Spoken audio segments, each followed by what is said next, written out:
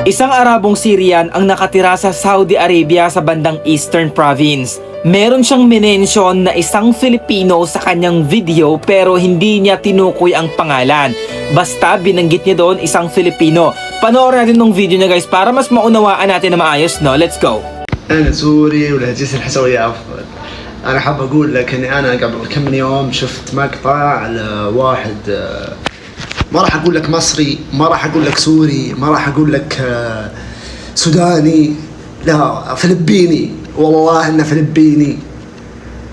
رجال فلبيني يتكلم حساوي، مش أقول لك أفضل مني أنا ولا منك، أفضل من الحساوي نفسه. يعني هنا الحساويين لما يشوفوني وأنا أتكلم يقولوا لي أنت تتكلم حساوي أفضل منا.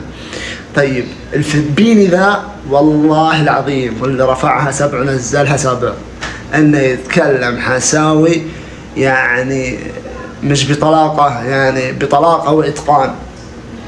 Okay, by the way, sinend sa akin itong video na ito ng isang friend kong Arabo na Saudi sa Snapchat, ano.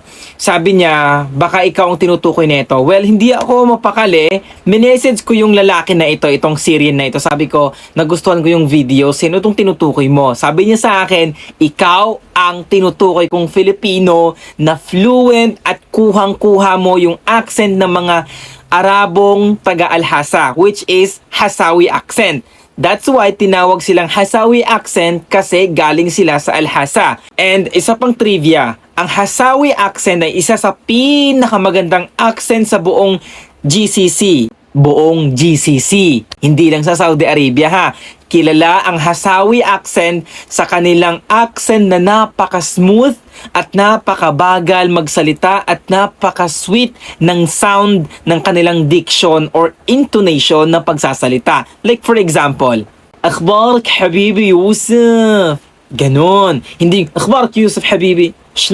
شلونك يوسف اخبارك بعد قلبي ganon. Like smooth at napaka-sweet ng kanilang mga accent. Imagine mo guys, mag-uusap kayo, nagmamadali ka, talagang maiinis ka na lang kasi ang bagal nila magsalita. Mapapahinto ka talaga, gusto mong tapusin muna yung pagsasalita niya bago ka makarespond na nagmamadali ako. Like, napaka-slow nila magsalita. Yung galit na galit sila, pero yung tono ng pananalita nila is malumanay, sweet, smooth. Like, hindi mo talaga sila mapaghihinala ang galit sa'yo. Like, yung sound ng pagsasalita nila, napaka-smooth talaga. Yun lang. Assalamualaikum.